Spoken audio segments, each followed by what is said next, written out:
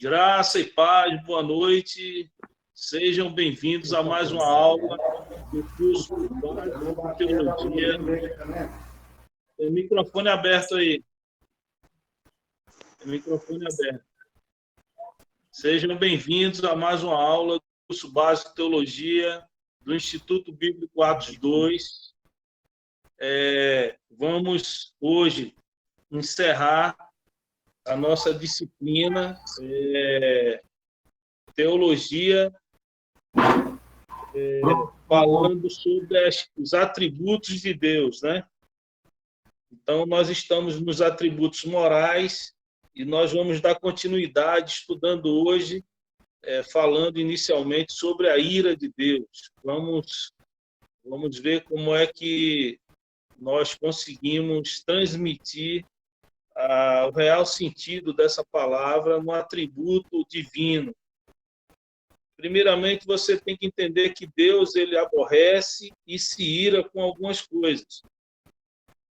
Quando a palavra de Deus diz irai-vos e não pequeis, então fica muito claro que a ira ela não é pecado, mas é um aborrecimento, um estado de insatisfação por algo que está errado, por algo que está te incomodando. No caso de Deus, o que mais incomoda ao nosso Deus é a desobediência e, em consequência, o pecado. Inclusive, a própria palavra fala que os nossos pecados, repito, já tinha falado isso em aulas anteriores, os nossos pecados fazem separação entre nós e nosso Deus. Então, a ira de Deus ela está manifestada sobre os filhos da desobediência, tá certo? Como diz a palavra, e a ira é exatamente a atitude de Deus aborrecer tudo aquilo que vai de encontro à sua santidade, que vai de encontro ao seu projeto eterno, que vai de encontro àquilo que ele tem de melhor para o ser humano. E é importante... Pastor Zimarcio, só um minutinho. Se o senhor puder virar o celular, que ficou, a imagem está de lado, para ela ficar na horizontal. Isso, perfeito. Obrigado. Tá melhor aí, Mário? Perfeito agora, perfeito. Então, vamos lá. Então, tudo aquilo que vai de encontro à santidade de Deus, contraria os princípios de Deus, né, que vai levar o homem, aí você, para desmistificar logo, que eu sei que alguns podem pensar, mas Deus é muito egoísta, ele se ira porque as pessoas não fazem sua vontade. Não é bem isso. É porque a vontade de Deus ela é boa, é perfeita e é agradável. Então, na verdade, o que Deus quer é que nós sejamos felizes. E quando nós rejeitamos isso através do pecado, isso aí gera em Deus uma ira, um aborrecimento tal, não com o ser humano, mas com o pecado praticado pelo ser humano. Deus, ele ama o pecador, mas ele aborrece e se ira com o pecado. Ficou claro até aí? Então, essa é a ira de Deus. Se alguém tiver alguma dúvida, antes de eu passar para o próximo tópico, já faz a pergunta e a gente já vai dirimir essas dúvidas para não passar à frente com alguma dúvida aí em relação a esse assunto. Então, vamos seguir.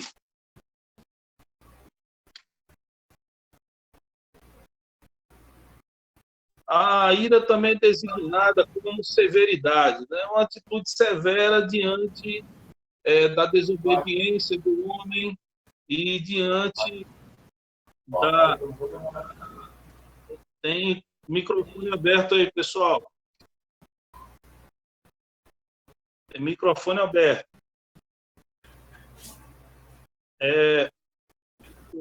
O nosso próximo atributo moral de Deus é a bondade, certo? Então, bondade, simplificando, tá? implica em Deus estar sempre disposto a transmitir felicidade para cada um de nós. Por isso que eu falei que quando Deus se ira com o pecado, é porque o pecado ele vem exatamente de uma pessoa, de um espírito maligno que veio para matar, roubar e destruir. E não é isso que Deus quer para os seus filhos.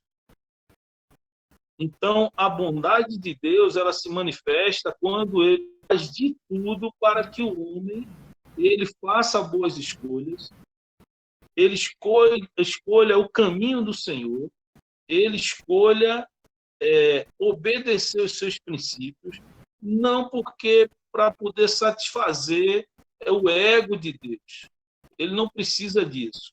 Mas é porque quando você obedece, Deus sabe que aquilo ali vai trazer benefícios para a sua vida em todos os aspectos. E isso aí faz parte da sua onisciência e da sua capacidade de abençoar aqueles que levam ele a sério, que obedecem os seus estatutos, se esforçam para obedecer, e isso traz, em consequência, felicidade, né? Como diz em Salmos 1, esse justo, esse que segue os princípios do Senhor, eles serão como árvore plantada junto a ribeiros de água, a qual dá o seu fruto na estação própria, e tudo quanto ele faz será bem sucedido. Essa é a vontade de Deus para mim e para todos nós. Então, essa é a bondade de Deus. Ele quer... Eu vou ali no Júnior. Tem microfone aberto aí, pessoal. Tem microfone aberto. É o microfone do Vitor aqui. Osimar, para ele fechar lá. Então, a bondade de Deus, queridos, nada mais, nada menos é do que isso. É a sua disposição, né? É a sua vontade de que o homem obedeça para ser feliz. Porque Deus tem o caminho, como nós dizemos no jargão, né, militar. Deus tem o caminho das pedras para que vai levar a felicidade. E ele sabe que é esse caminho. E ele fica... Você já imaginou alguém vendo... Você conhece o caminho, sabe que, de repente, aquele caminho vai conduzir você a um desfiladeiro, a algum local de perigo, e você está vendo aquele seu filho indo em direção àquele local, e você alerta, e você começa a exortá-lo. Essa é a bondade de Deus, levar o homem a obedecer para ter felicidade. Ficou alguma dúvida?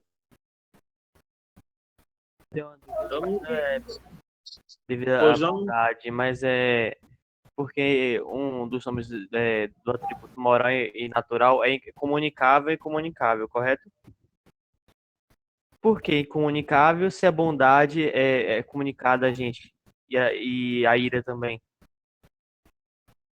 olha, a bondade ela tem que ser comunicada de alguma forma. É Iago, né? Foi Iago que fez a pergunta. Foi. Iago, e deve ser a pergunta de outras pessoas, a dúvida de outras pessoas. Veja bem, a bondade tem que ser explícita, ela tem que estar muito clara, certo? Desde o princípio, quando Deus criou todas as coisas, ele disse o quê? Sempre que ele criava, ele dizia, eis que tudo é muito ruim, é isso? Não, eis que tudo é muito bom. Bom vem de bondade. Bondade vem, né, do termo bom, benevolência. Então, na verdade, a bondade de Deus ela tem que ser expressa, tem que ser externada, para que o homem saiba o que é que realmente é bom. Porque o ser humano ele tem dificuldades. Ele acha que algo é bom para ele, quando, na verdade, lá na frente ele faz um negócio, toma determinadas decisões e descobre que aquilo ali não foi bom para ele. Só que Deus, como ele é onisciente, ele está lá na frente, como nós já estudamos, ele sabe que aquilo ali, de repente, não vai ser legal para você. E aí ele toma uma disposição, tem uma disposição natural dele para mostrar, transmitir a você a felicidade que aquele caminho que ele está te indicando vai levar. Agora, sem, contudo, impor a você que você tenha que fazer isso. A palavra de Deus diz que ele quer que todo homem chegue ao conhecimento pleno da verdade e chegue à salvação. Mas ele sabe também que existem aquelas pessoas que não vão aceitar a salvação. Mas nem por isso ele deixa de lançar semente, de cuidar, de falar conosco, de nos orientar. Isso é a expressão clara da sua bondade. Alguma dúvida, Tiago? Não, mas a dúvida não era essa, não. Eu não estou entendendo, então, a sua pergunta. Não, ó, os atributos são divididos em morais e naturais, correto? Certo. Ou o termo ali pode ser usado também comunicável e incomunicável, certo? Certo. E a palavra incomunicável vem de não se comunicar, correto? Correto. Mas a bondade de Deus ela é comunicada a gente quando ele age de bondade. E a ira também. Essa é a minha dúvida. Eu consigo entender agora? Não, sim, mas são atributos comunicáveis. Elas são atributos comunicáveis. A bondade ele não é um atributo incomunicável.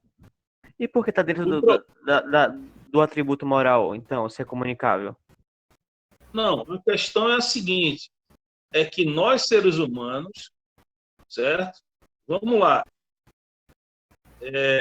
São todas as pessoas que leem a Bíblia e entendem que esses princípios aqui farão com que elas sejam felizes? Não.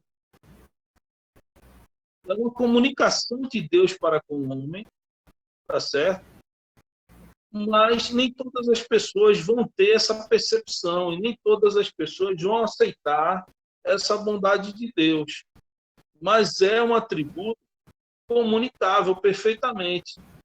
Mas só que se comunica, se entende espiritualmente. A grande diferença é que, como Paulo falou, que as coisas de Deus são loucuras para aqueles que perecem. Existem pessoas que não têm discernimento, não têm o Espírito Santo dentro de si. Para elas, essa bondade ela pode até ser ainda um atributo incomunicável para ela, mas não incomunicável para a gente que tem o Espírito Santo, porque ela se revela pela leitura da palavra, pelo estudo da palavra. Então, há uma revelação de Deus e ela deixa de ser incomunicável. Ela pode ser incomunicável para aquelas pessoas que, por estarem guiadas pela carne e não terem o Espírito Santo que sensibiliza o homem a entender as coisas de Deus, se torna um atributo incomunicável. Agora entendi. Você entendeu agora? Obrigado. Agora entendi. Tá? Então, é o que eu falo. Sempre há a questão da percepção humana. A gente precisa dividir isso. Uma coisa é aquilo que está em Deus, que é perfeito, funciona perfeitamente. Mas quando chega para transmitir para o ser humano tem percepções diferentes. Ele não recebe da mesma forma, porque o seu coração está endurecido, o seu coração está fechado. É igual aquele que muitas vezes é corrigido pelo Senhor.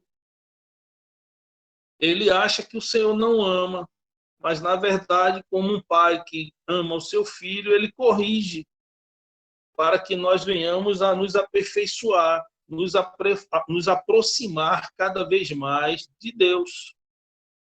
Então, é a percepção que nós temos que muitas vezes gera dúvida no nosso coração. Não pode gerar no nosso. É por isso que nós estamos estudando a palavra. Então, é um atributo perfeitamente comunicável para aquele que tem o Espírito Santo, que entende e confia, acima de tudo, confiar. Se você não confia que Deus tem o melhor para você, querido, vai chegar uma determinada circunstância onde você ainda não está entendendo o que está acontecendo e você vai achar que Deus esqueceu de você, que a bondade de Deus se afastou de perto de você, quando, na verdade, Ele está trabalhando em circunstâncias, né, para que você chegue ao pleno conhecimento da vontade de Deus e possa desfrutar da sua bondade. Amém? Ficou claro até aí, então? Amém, ficou. Obrigado. Então vamos embora. A benevolência, certo? Benevolência é a bondade de Deus para com suas criaturas em geral. É a perfeição de Deus que o leva a tratar de forma benévola e generosamente todas as criaturas. Vou resumir isso aí. É muito simples. O que é uma benevolência? O sol nasce para justos e injustos, correto? O sol nasce somente para aqueles que agradam a Deus, que buscam viver os seus princípios, ou nasce para os ímpios também? Para todos. Também nasce para todos. Então, essa é a benevolência de Deus.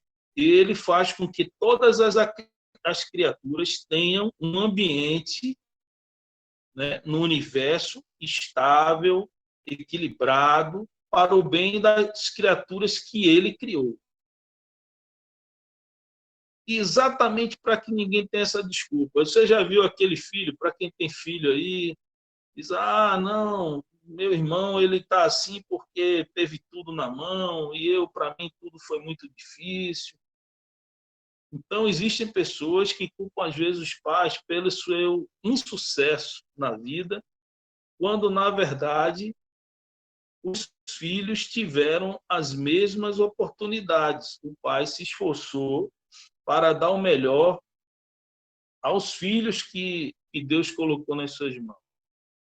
Mas o que foi feito com essas oportunidades é que vai determinar se um será abençoado ou se o outro será abençoado. Então, benevolência, resumindo, o sol nasceu para todos, tá ok? É a bondade de Deus para com suas criaturas em geral. E tem gente aí que diz, olha, era bom que o sol parasse de nascer aí para determinado tipo de pessoas, faltasse oxigênio para ele respirar, só porque, de repente, o camarada é um ladrão, um estuprador. Só que Deus, ele trouxe esse bem-estar, essas coisas que nos trazem bem-estar, para toda a raça humana, todos aqueles que foram criados por ele. Ficou clara a benevolência de Deus? Pastor, ficou claro, mas eu acho que é uma dúvida que não só, acho que pode ter aqui essa dúvida no meio, e em todo mundo lá fora, e é um argumento dos filósofos, uns argumentos também dos ateus contra a Bíblia. Se Deus é bom, porque ele em um momento que uma mulher está sendo estrupada, ele não age naquele momento. É um argumento que a gente se vê muito. Eu assisti uma vez uma pregação do John Piper, ele explicando isso é fascinante. Eu queria que o senhor pudesse explanar para os irmãos também. É o seguinte, existem as pessoas que acham que por Deus ser onisciente, pelos atributos dele em geral, onipotente, né? Deus ele deve ter tal ingerência na vida humana a ponto de evitar que determinadas catástrofes venham sobre sobre essas pessoas, sobre principalmente pessoas que estão ali buscando a Deus e etc. Não é isso? Então, o que eu quero dizer com isso? Deus, ele nos fez e fez todas as coisas de maneira perfeita. Até aí todos concordam comigo. O que aconteceu? Diante de uma liberdade que Deus fez, que eu já falei aqui, vou repetir, porque hoje é a última aula, se Deus quiser, dessa disciplina. Eu já falei aqui que Deus não criou o homem como um robô ou marionete. O homem, ele tem direito a fazer suas escolhas e Deus respeita. Se eu não me engano, tem um texto que eu não lembro bem se foi Paulo que falou, foi Pedro, que diz o seguinte: de que se queixa o homem? Né? Por que o homem está se queixando? Né? Ele deve chegar, ele deve entender, a palavra de Deus mais ou menos traz, em linhas gerais, o seguinte: ele deve entender que as coisas que estão acontecendo ou que acontecem, elas são fruto da decadência do ser humano, fruto do pecado, certo? Então, Deus, ele tem o poder para agir, porém, ele dá ao ser humano, tá, os seus direitos, vamos dizer assim, aquilo que é a vontade imutável de Deus. Eu falei, inclusive, aqui, eu acho que na última aula, que Deus jamais vai mudar em relação à vontade de salvar o ser humano e nem tampouco vai voltar atrás e excluir o livre-arbítrio. Todos vão fazer o que querem fazer. Deus tem poder para chegar e anular a vontade humana? Tem, sim. Mas ele não vai anular um princípio que ele criou. Nós estudamos isso na aula passada. Deus, ele é um ser equilibrado. Você já imaginou? Todas as vezes Deus cria uma lei e ele mesmo vai lá e corta a lei. Não, agora já não é mais isso, a regra é outra. No meio do jogo, o juiz mudando a regra do jogo. Então, Deus, nesse aspecto, ele é imutável. Existem vontades imutáveis, irrevogáveis. Certo? E que essas coisas que acontecem, ao invés do ser humano estar olhando para Deus, dizendo por que Deus permite determinadas coisas, ele deveria estar perguntando o que é que o homem está fazendo, que está permitindo que a iniquidade se multiplique de tal forma, de forma exponencial, que venha a atingir tantas pessoas, inclusive pessoas inocentes. Você tem um exemplo, missionários. Quantos missionários não são perseguidos, castigados e alguns mortos? Quantas pessoas, quantos homens de Deus não foram perseguidos na sua época, foram mortos ao fio da espada por amor ao Evangelho? E você poderia perguntar, mas por que Deus não os salvou? Na verdade, eles já estavam salvos. Porque Jesus disse que a gente não deveria se preocupar de maneira nenhuma com aqueles que podem matar esse corpo, tá certo? Mas eles não podem matar aquilo que é eterno, aquilo que vai subir para Deus, a nossa vida eterna. Isso aí eles não vão cumprir. É uma questão da lei da semeadura, né? Gálatas 6:7. Tudo que o homem semear, isso também ceifará. Exatamente. Isso é uma lei que Deus criou, né? E que o homem faz suas escolhas, e aí, através de escolhas erradas, as consequências, as sementes começam a brotar e os frutos são amargos. O que fazer? A culpa é de quem? Então, é muito fácil, na verdade, uma das estratégias diabólicas é fazer com que tudo que acontece de ruim no mundo é culpa de Deus. Não, Deus deu livre-arbítrio, muito pelo contrário, queridos. Se você ler em Gênesis, Deus disse o seguinte, que dominai, disse ao homem e à mulher, dominai sobre todas as criaturas. Então, ao homem foi dada a missão de dar nomes, de chegar, de ter capacidade de gerir a criação de Deus, dar nomes, lavrar a terra, plantar, ter seu sustento, dominar e não ser dominado. Quando o pecado entra na vida do homem, começam a haver fragilidades no homem, e o homem deixa muitas vezes de exercer essa autoridade dada por Deus.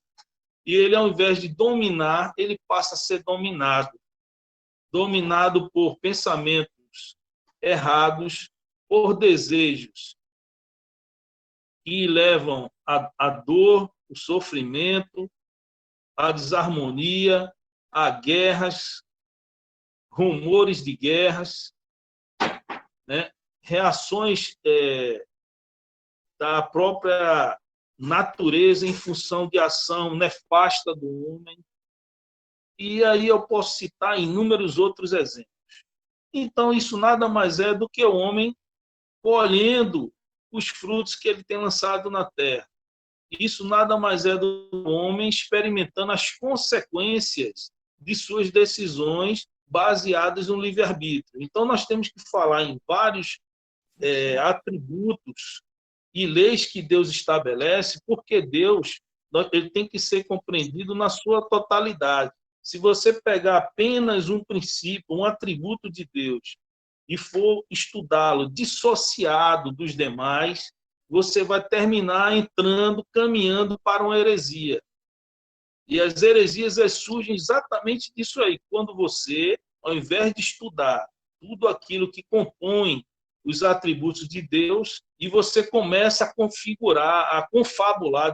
confabular, criar imaginações, né, de coisas que são meramente humanas, não são atributos divinos. Alguém tem alguma dúvida até aí? Ficou explicado? Benevolência, o sol nasce para todos. Hã? Perfeita exposição. Bem, meu irmão. Glória a Deus. Então, vamos em frente? Então, sobre benevolência, tá? Tem alguns conceitos aqui que eu gostaria de falar para poder corroborar com o que eu falei. Diz que benevolência, segundo Thyssen, é a afeição que Deus sente e manifesta para com suas criaturas sensíveis e racionais. Ele não pode odiar qualquer coisa que tenha feito, mas apenas aquilo que foi acrescentado à sua obra, que é o pecado. Ou seja, o homem em si ele ama. Olha, você pode ver, vou citar o exemplo da cruz, que aí a gente encerra essa parte aqui, fica muito simples. A cruz estava lá, um de um lado, outro do outro. Tá? Um entendeu a mensagem da salvação, nos últimos minutos, ele simplesmente disse, olha, Senhor, eu sei que tu não fizeste nada, eu estou aqui porque eu mereço, lembra-te de mim quando entrares no paraíso. Né? Então, Jesus simplesmente chegou e disse, olha, hoje mesmo estarás comigo no paraíso.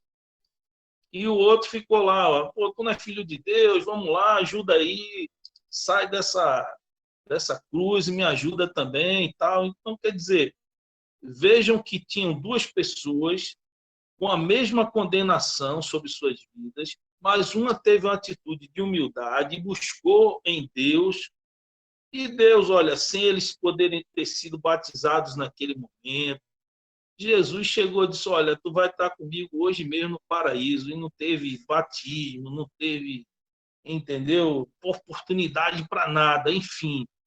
Ele ali já com só um fiozinho de esperança, ele alcançou a salvação. Essa é a benevolência de Deus, que muitos não entendem. Mas, rapaz, esse cara passou a vida toda matando, estuprando, e agora, no último minuto da vida dele, ele alcança a misericórdia a ponto de chegar aí para os céus. É isso, querido. A bondade de Deus não é a nossa bondade. É outra coisa que nós devemos nos preocupar. Não pensem que esses atributos atributos de Deus, embora nós fomos criados à imagem e semelhança de Deus, mas esses atributos em Deus, eles estão fincados de maneira, eu já falei, muito organizada e harmônica, coisas que nós não conseguimos. Tá ok? Então está explicada aí a benevolência. Amém? Podemos passar. Vamos para a próxima, que a gente vai terminar isso aqui hoje. Então vamos para a beneficência. O que é isso? Beneficência. Eu vou simplificar aqui. É a bondade de Deus em ação, quando seus atributos são conferidos. Né? Beneficência é considerada quando essa bondade de Deus, essa benevolência de Deus, ela atinge sua finalidade. Né? Quando essa benevolência ela chega, é percebida e é aceita como atributos que são conferidos ao ser humano.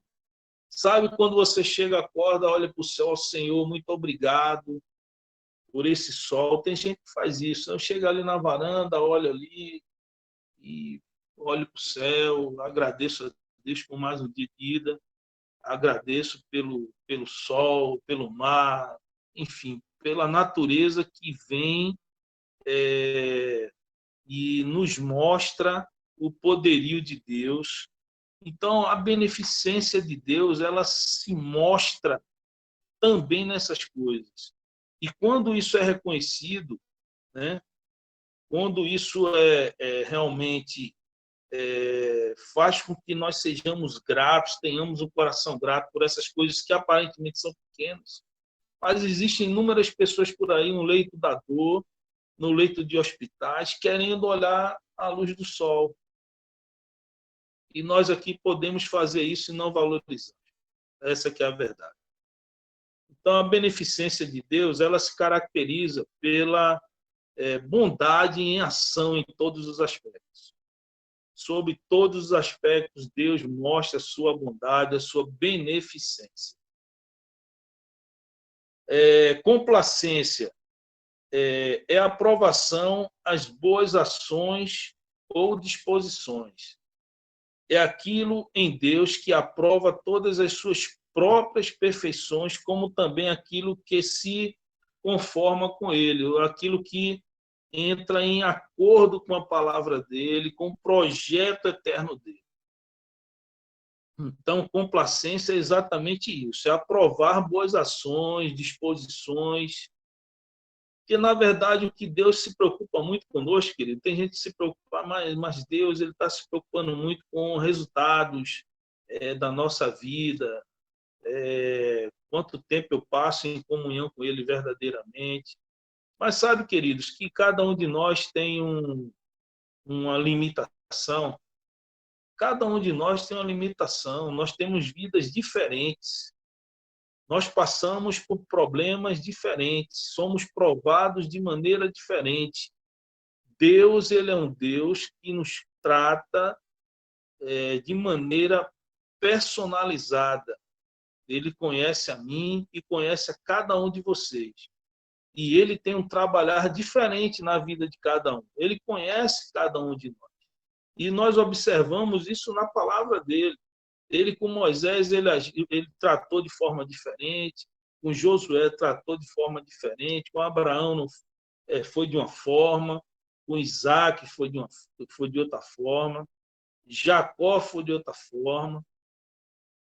Então, todos nós temos características diferentes. E Deus ele sabe trabalhar assim na vida de cada um. Acho que o Iago fez uma pergunta aí. Alguma dúvida, Iago? Não, eu só citei um versículo. Excelente, Iago. O Iago. Quer ler? Não. Leia aí, rapaz. Leia aí. Foi ratificando o que você falou. É quando Pedro fala que quando ele está... como é que fala a palavra? Que eu estou incentivando o Senhor. Eu não lembro aquela palavra, mas ele fala assim, porque todos os cristãos ao redor do mundo estão passando pelas mesmas aflições. Sim, sim. Porque nós, seres humanos, é o que eu estou falando, nós, seres humanos, nós somos seres em transformação, né? A palavra de Deus diz que nós estamos sendo aperfeiçoados de glória em glória até atingirmos a estatura de varão perfeito. Quando é que vai chegar essa estatura de varão perfeito? Quando nós formos subir, querido. Quando nós estivermos subindo, a nossa estatura está de varão perfeito. Quando estivermos aqui, nós estamos batalhando, levando Deus a sério, e é isso que Deus quer. Ele leva em consideração o nosso esforço, E em até lá, agradá-lo, em fazer a sua vontade. a gente fica com a promessa de Filipenses, né? Aquele que começou a boa obra terminará. Terminará. É fiel para concluir, né? Aquele que começou a boa obra em mim, em nós, em cada um de nós, ele é fiel para completar. Amém? Vamos para longanimidade ou paciência. Paciência, queridos, eu vou dizer uma coisa a você, eu acho que é um atributo de Deus que nos últimos dias nós, seres humanos, passamos longe desse atributo. É um atributo hoje que eu considero ele quase divino. Quase divino não, quase exclusivamente divino.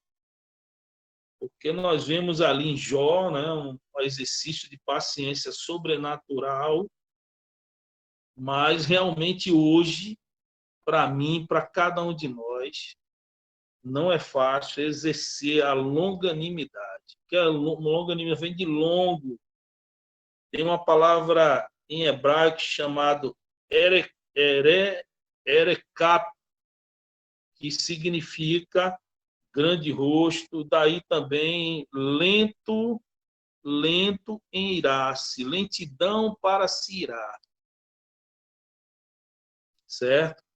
Tem também um termo grego chamado macrotimia, que significa ir longe. Deus, ele é longânimo, ele demora a atingir a ira, o homem pinta, aborda, tem gente que até chega e diz, poxa, Deus não está vendo esses caras fazendo isso, fazendo aquilo outro, no carnaval ele vai, denigra a imagem de Jesus, não respeita o cristianismo. Deus deveria chegar naquela hora, descer uma espada de fogo e quebrar a cabeça, arrancar a cabeça de todo mundo. Tem gente que pensa dessa forma? E às vezes fica até chateado porque Deus não faz.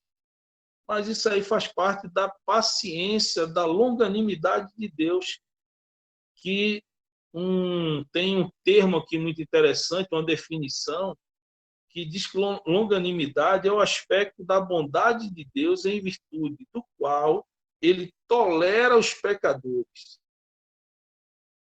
Você precisa entender que Deus ama os pecadores, aborrece as suas ações, seus pecados, suas mazelas, mas ele ama o pecador. Ele criou o homem para viver eternamente, do seu lado, feliz, gozando de uma vida abençoada. Por isso que Jesus disse, eu vim para que tenham vida e a tenham em abundância. Essa promessa foi lá para os céus? Não, essa promessa é para hoje, para os dias atuais, ter uma vida abundante aqui na Terra. Para que, através dessa vida abundante, nós possamos influenciar outras pessoas. E a longanimidade se revela no adiamento do merecido julgamento. Tem alguém que merece ser julgado e Deus ele vai adiando, dando chances àquela pessoa para que ela consiga se redimir, se arrepender dos seus pecados e possa desfrutar da nova vida em Cristo Jesus. Então, a longanimidade, a paciência, ela é muito importante, porque se Deus não tivesse uma longanimidade, uma paciência sobrenatural acima da nossa, Deus com certeza já teria aqui no Brasil, né, agido aí como Sodoma e Gomorra. Porque o que tem de mazela nesse país não é brincadeira. Pessoas morrendo aí, nós vemos aí o Covidão atuando, desvio de recursos, uma coisa absurda. Então, a paciência, a longanimidade de Deus, a gente muitas vezes não compreende. A gente não compreende, a gente acha que até é demais. Mas, pois bem, quem somos nós para chegar a ensinarmos Deus a ser Deus, né? Nós temos que apenas confiar. Vamos para o próximo atributo, que é a misericórdia. Misericórdia. A palavra de Deus diz, eu acho que em Salmos, as misericórdias do Senhor são as causas de nós não sermos consumidos. Se Deus não tivesse misericórdia, nós já teríamos sido consumidos pela nossa desobediência e pela forma como nós vivemos longe dos padrões que Deus tem para cada um de nós. Mas vamos para algumas definições aqui. Misericórdia também significa compaixão, compassividade, piedade, benignidade, clemência e generosidade. No hebraico, usa-se as palavras Chesed e Racham. Né? E no grego, Olios, que é a bondade de Deus demonstrada para com os que se acham em miséria ou na desgraça. Aqueles que se acham na miséria, na desgraça, afundados no pecado.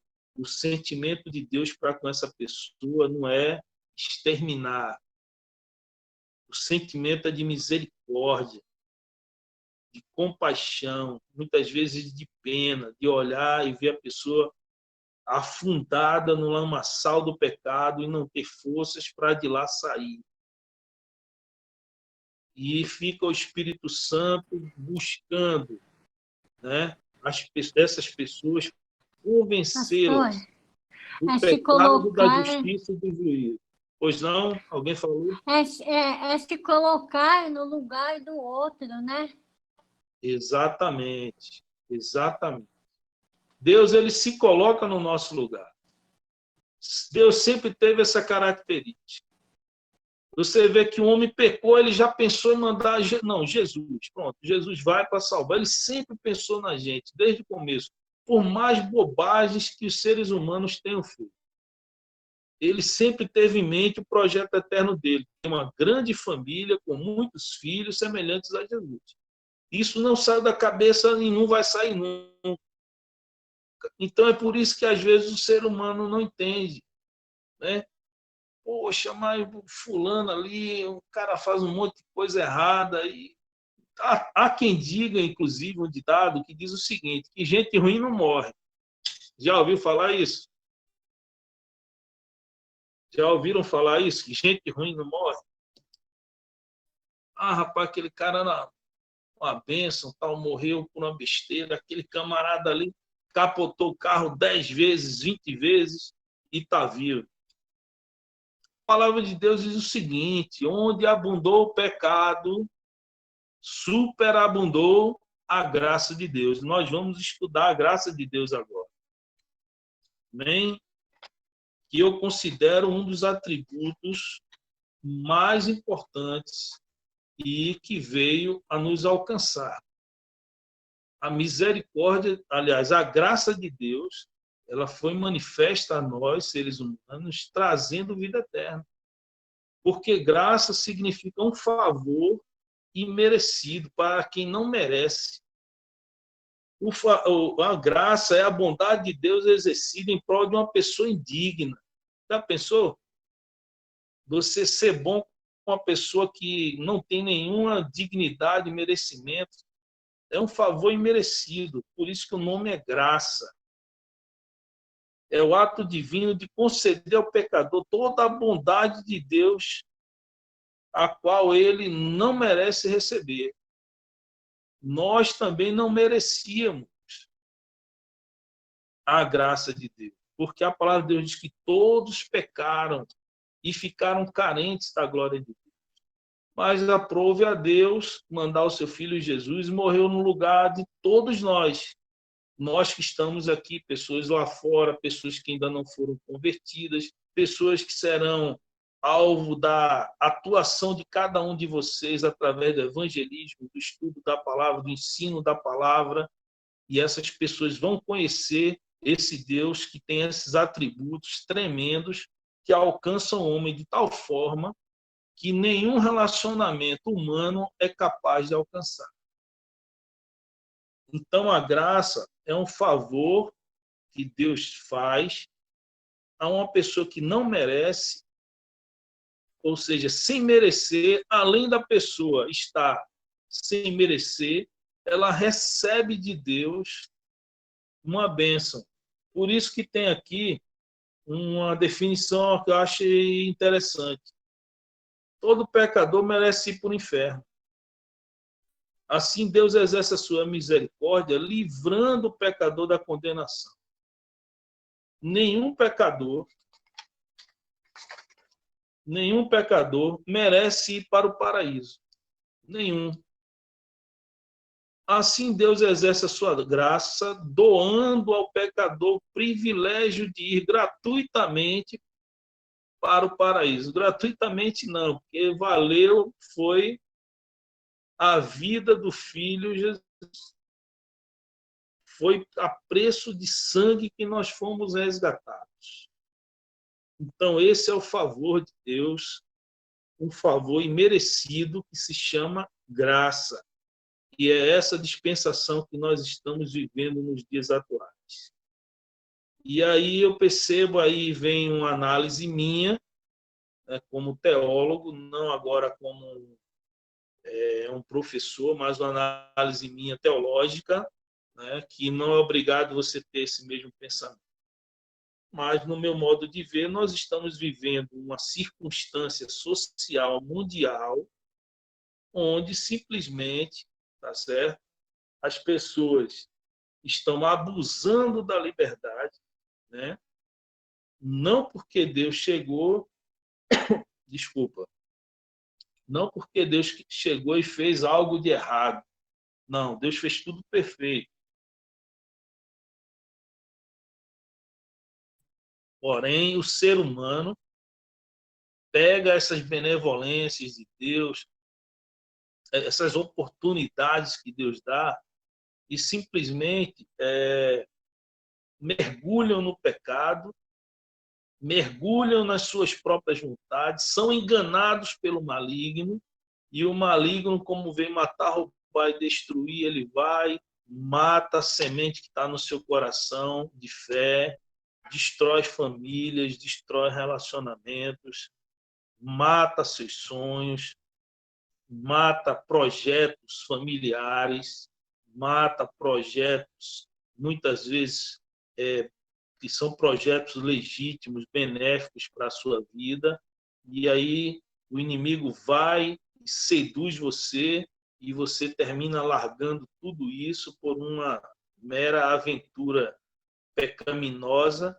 efêmera, que vai passar com certeza e que vai te conduzir para um local que não é o local que Deus queria que você fosse. Então, vamos parar com esse negócio de dizer que Jesus manda para o inferno. Quem vai para o inferno é a pessoa que escolhe.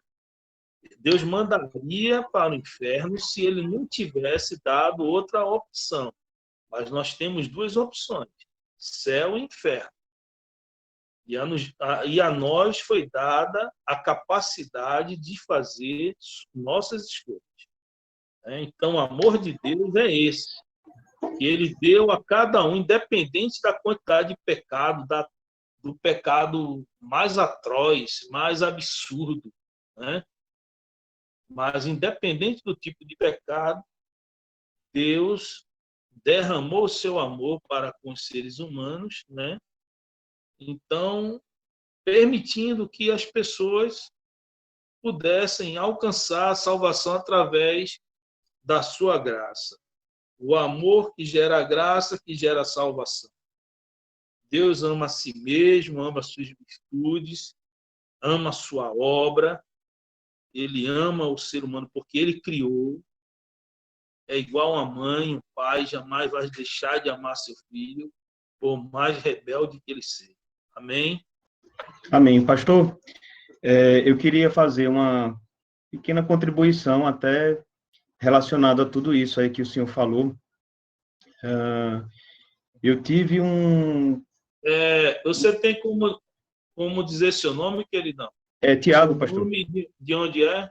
de Olinda, Pernambuco. Manda ver aí, meu irmão. Tá? Tratando justamente da graça, da misericórdia e da longanimidade. O ano passado eu tive uma experiência um pouco turbulenta, né, no trabalho, e aí chegou um momento que você fica se questionando onde é que está Deus, será que Deus não vê e tal? E eu tive uma experiência com um gestor que ele realmente debochava das coisas de Deus. Era eu e outro cristão, né, que estava lá, que inclusive até ele era teólogo, né, segundo ele, e ele temia por causa da falta de respeito, na verdade, que chegava, né, a acontecer. E aí eu sei que no final de todo o período, eu comecei a questionar o que era que Deus, porque Deus tinha me levado para ali. E justamente eu percebi que Deus estava tratando comigo a paciência de ver não o meu querer segundo a palavra na vida da pessoa, mas sim o amor e a graça de Deus e o olhar de misericórdia, porque a gente é que tem, de fato, a revelação do Espírito Santo e não aquele que ainda não teve o encontro. E aí o Senhor me trouxe uma palavra que está em 2 Crônicas 33, que fala do rei Manassés, que ele foi justamente um rei que ele abusou desses atributos de Deus. E ele diz assim no verso 2: e fez o que era mal aos olhos do Senhor, conforme as abominações dos gentios que o Senhor lançara fora de diante dos filhos de Israel. Porém, depois esse homem se arrepende, e no verso 12 e 13 diz assim: e ele angustiado orou deveras ao Senhor seu Deus, e humilhou-se muito perante a Deus de seus pais, o Deus de seus pais, e fez-lhe oração, e Deus se aplacou para com ele, e ouviu a sua súplica, e tornou a trazê-lo a Jerusalém, ao seu reino. Então conheceu Manassés que o Senhor era Deus. E uma coisa importante, que muitas vezes as pessoas têm uma leitura de um Deus que elas constituíram na sua mente, não o nosso Deus que a gente para de fato estudar e ter essa comunhão diária em todo momento. É uma coisa que às vezes eu converso lá na sala com os novos convertidos, é que a oração não precisa de todo aquele litígio, é simplesmente você parar e falar com Deus, seja em pensamento, seja no bater da boca, mas ter de fato esse relacionamento que o ímpio não tem. Então, obviamente, ele vai multiplicar o espírito que está dentro dele, que não é o da graça, que não é o da misericórdia, e nós é que temos que olhar com o olhar de misericórdia de Jesus, sabendo que ele está nas trevas, e que uma hora ou outra ele pode vir ou não. E eu deixo até para a reflexão daqueles que estão convivendo com pessoas que, de fato, é difícil de lidar, que testa a nossa paciência, que testa justamente se a misericórdia, né, e o fruto do Espírito está fluindo de dentro de nós, para que a gente olhe para essas pessoas com esperança, porque no final quem vai julgar é Deus. Amém. Amém. Amém. Obrigado, meu querido, pela contribuição, tá? Eu gostaria, inclusive, nesse assunto que você falou, né, dizer que, de fato, nós precisamos estar com a nossa... ter uma mudança da nossa mentalidade. Eu sei que a gente jamais vai entender o amor de Deus. Jamais. Né? O amor de Deus, ele é perfeito. Nós somos seres imperfeitos. Nós não temos o amor perfeito de Deus. Nós não sabemos como lidar com a perfeição. Eu disse aqui em outras aulas que a maior dificuldade que nós, seres humanos, temos nos nossos atributos, né, que é um dos atributos de Deus também, porque nós somos a imagem e semelhança dele, é exatamente conseguir conciliar as nossas ações com equilíbrio, trabalhando com a justiça e o amor. Deus ele consegue trabalhar de maneira harmoniosa com esses dois atributos. Nós não.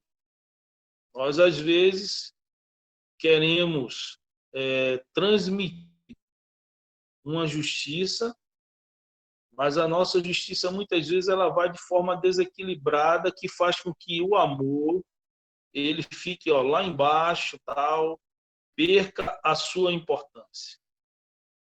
Quando, às vezes, também nós colocamos o amor como uma das heresias aí dos últimos dias, que em nome do amor tudo é possível.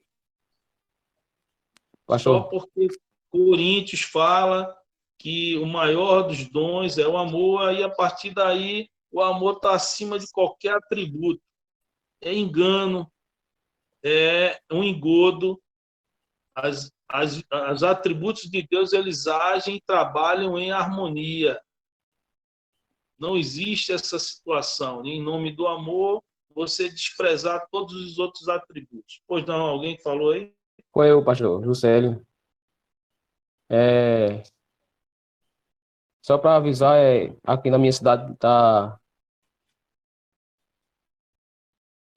Eita, alô? Pode falar, Na José. na minha cidade tá chovendo, deu queda de energia, tava sem internet. Tranquilo. Aí chegou agora, viu? Tá Se bom. porventura você não pegou o restante da aula, chega lá o pastor Mário deve disponibilizar no YouTube, aí você vai lá e assiste a aula, tá bom? Amém. Tá bom. Então, eu Obrigado. vou terminar, tá? Falta Amém. pouco aqui para eu poder passar para a aula do pastor Mário.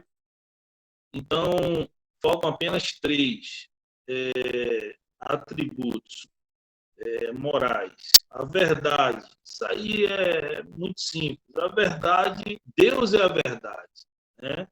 E ele, inclusive, fala aqui, se você ler o texto, né, diz que, inclusive, que a verdade é um atributo exclusivamente divino. Mas por que ele diz exclusivamente divino? Porque a nossa verdade ela é muito relativa. Nossa verdade ela é cheia de falhas. Aquilo que pode ser verdade para mim pode não ser para outro. Inclusive, eu já fiz um teste. Todo mundo sabe que nós somos militares e a gente, logo no início da carreira, jovem, nós fazemos um teste de uma mensagem que é recebida de algum superior naquele momento, fala no teu ouvido e você vai passando para várias pessoas aquela verdade, aquela mensagem verídica. Chegou até a minha, chega até o Mário, chega até o Vitor, que chega até os irmãos aí, que são 50 em média. Quando chegar no 60, a mensagem não tem nada a ver com a inicial que me passaram. Já fizeram esse teste?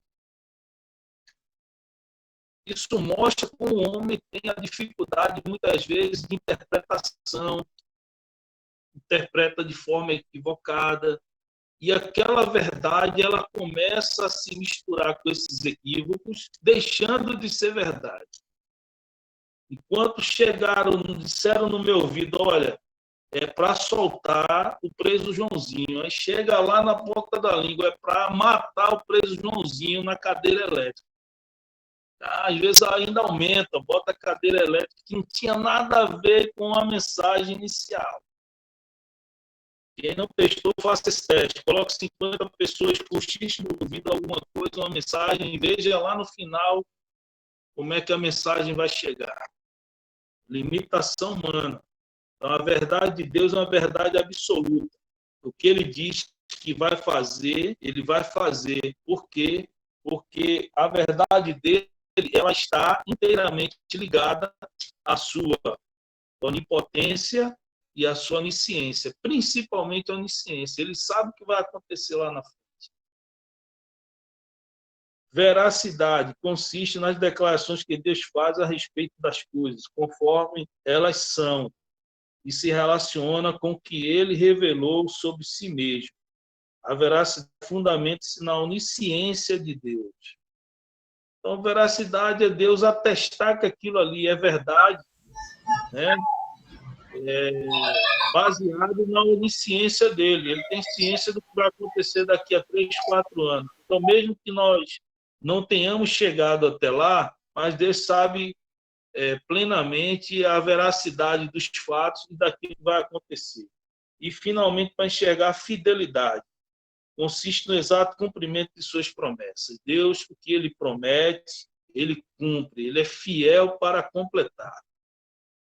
Aquilo, a boa obra que ele começou na minha vida, na vida de cada um dos irmãos que estão aqui, Deus, ele é fiel para completar essa obra, para aperfeiçoar até o dia de Cristo. Isso é fidelidade. E é um princípio que ele tinha desde o início, um pensamento que até hoje ele tem o mesmo pensamento, e são aquelas vontades imutáveis, que ele não vai mudar. Nisso ele não muda. Amor pelos pecadores, desejo de salvar todos, isso aí não vai mudar nunca. Agora, os planos dele em relação a determinadas missões que ele paga para o pastor Mário, para mim, pastor Vitor, pode mudar? Pode, devido, de repente, a limitações minhas no momento, limitações de N fatores familiares e etc. Mas aí a falha está em mim, não está em Deus. Então, nós temos que ter essa consciência. Tem gente que culpa Deus por tudo, quando, na verdade, ele mesmo foi negligente. Ele disse não ao chamado de Deus. E aí as coisas deixaram de acontecer. Mas Deus, a obra dele não para. Se ele chamou um, disse não, ele vai chamar outro. Mas a obra dele vai continuar. Amém? Então, queridos, é isso aí. Nós aqui encerramos a teologia, a doutrina de Deus. Eu passei aí quase 10 minutos do horário do pastor Mário. Tem problema não. Pastor Mário está com a palavra. Se quiser dar 5 minutos de intervalo, aí fique à disposição. Já terminei a disciplina. Até sexta-feira estarei recebendo Jesus. Nessa sexta agora, poucas pessoas, eu percebi que houve uma redução muito grande de pessoas que mandaram resumo. Eu lembro que é para mandar os resumos, tá certo? Manda os resumos para poder a gente controlar aí a concessão da pontuação, tá? Mas existem pessoas que estão mandando aí de forma bem pontual. Se porventura não puder, por algum motivo, entre em contato comigo, que aí a gente estuda uma forma de estender, mas traga motivos plausíveis. Não, eu não fui porque eu dormi muito no domingo, e aí não deu para fazer. Aí não é justificativa, né, meu irmão? Aí é a pessoa fazer a obra de Deus relaxadamente. Esse aí não é o princípio nem da palavra e nem do Ministério Atos 2. O Ministério Atos 2 preza pela excelência daquilo que ele busca fazer. Se não dá para fazer de maneira excelente, a gente deixa de fazer, trabalha mais até conseguir fazer com excelência. Verdade. O que a gente faz para Deus. Amém? Amém.